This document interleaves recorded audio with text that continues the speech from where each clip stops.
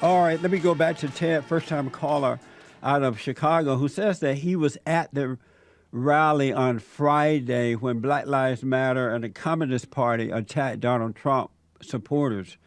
And so, Ted, you were there, and go ahead.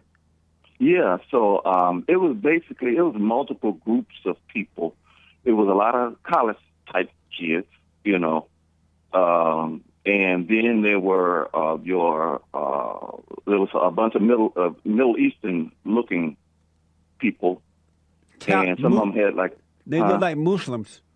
Yeah, and some of them had like these flags. At least I saw one or two of them had these like Palestinian things draped around their necks. It's the Palestine, like the Palestinian flag. Wow.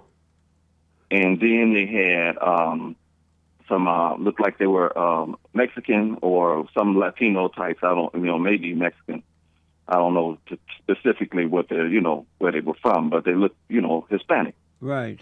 And then you had looked like the black professional organizers. These guys have a certain look about them, so that they like pros. This is what they do. Yep.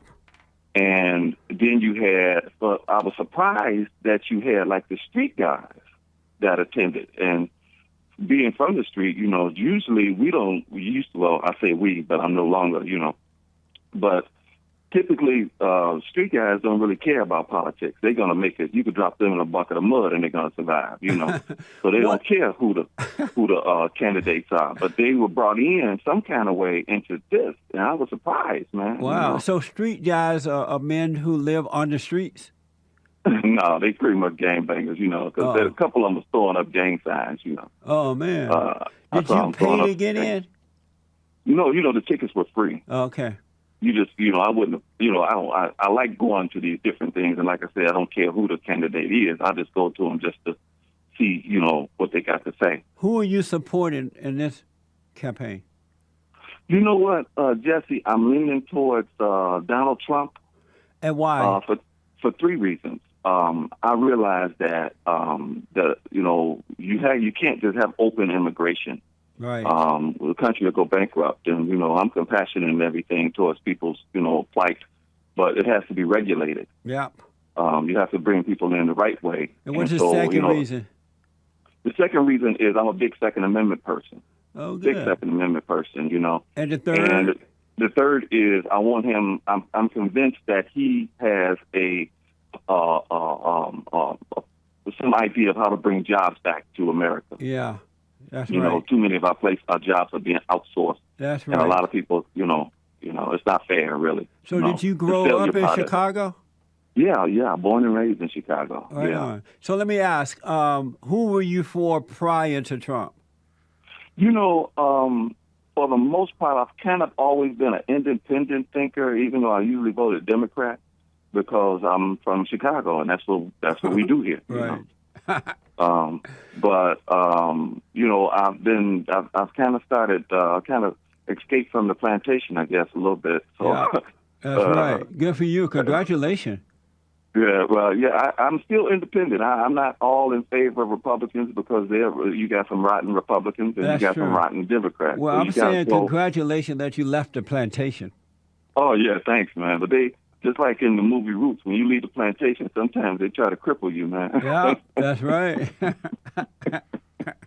They're trying to chop your foot off, man. They cripple you, man, when you leave the plantation. It's not met with very well by people who you used to hang out with. So how did you hear about us? How did I hear about you guys? Yeah. I was watching this guy, Tony Sotomayor, and he was kind of bad-mouthing you and this other dude. And I had never heard of you before. And so once he mentioned your name, inquiring minds want to know, So That's I right. kind of started Googling and found that you had a radio show, and I started listening to that. I bought your book, too, by the way. Real good book. Oh, the Antidote? Yeah, the Antidote. I gave it to my son. He just got through with it yesterday, and I told we were at the movies. I said, give him my book back. So he gave me my book back, and so I gave it to my nephew to read. Wow, thank you, man. Yeah. So my nephew read the next Sunday when we get together. I'm going to ask my nephew what he thinks about it, and we'll talk about it some more, What did your son say about it? My son loved it, man. He was impressed at the amount of research that must have went on in the book. Yeah. And I'm glad he heard it from you, because I used to tell him about the different things that didn't make sense, the lies that I told. People lie, man. Yes. People lie like it's nothing. Like they lie like they breathe. I'm telling you. How old is your son? My son is 20 now. And so what did you think about the book? What did you get from it? I thought it was profound, man. I didn't read the foreword because it was kind of, I don't read forewords too much, Right. unfortunately. But I did get right to the meat of the matter. And, it's like you unfold. It's a lot of stuff I didn't know about a lot of these cases that are going on. I knew about the major cases stuff, but just going back into OJ and going back into a lot of the, you know what I mean? It's just like Muhammad Ali. Ali especially. Yeah. Ali was my hero until just recently. Ali was my hero, man. I didn't know he did. I didn't know. I know that not George Foreman, Frazier, always was disliked Ali. Yeah. And I didn't know why though, and now I can see why, kind of, Yeah, I mean, doing the research and finding that information was shocking to me, and after finishing the book, it was just clear to me that there was no such thing as racism.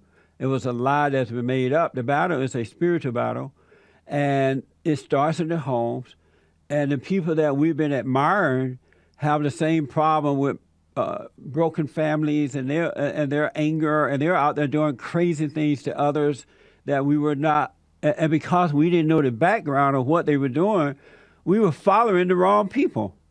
Yeah, I mean, like I said, I'm from Chicago, man. I've been following but I'll tell you who else I think they're a huge responsibility in misguiding people, and that's the media. Yes. I'm beginning to see the media, man. They didn't report none of the action that was outside when the physical action was on the outside. I mean, it was some thumping going on out there. I kept it moving, because it wasn't nice out there, and there was some guys that was getting whooped out there, Wow. Trump supporters was getting whooped out there, man, and I kept it moving. Were you surprised at the break? Go ahead, the media what? The media, but they didn't report none of that. They just keep showing like the little scuffles, the little shouting matches, and people grabbing back and forth inside the stadium. They just showed that, but it was a lot of cameras outside, so I don't know how they missed all of the action outside. So they didn't show you the real violence on the outside against the Trump supporters. Right. That's just like the media. That's how they roll. Right. It was kind of scary. And will you go to another rally? I ain't going to no more rallies, man. I ain't going to no more rallies, but it was very organized. It was structured. The protesters were synchronized. They all exhibited the same behavior. They came in and they all acted the same way, even though they were from different factions, even though they were like different groups. Like I told you, it was like 5 different groups of people. Wow. But they were synchronized almost. It was like they were all organized. Nobody was doing nothing different than the others. They're well funded. They're well organized. This is not just some young people coming out of nowhere protesting.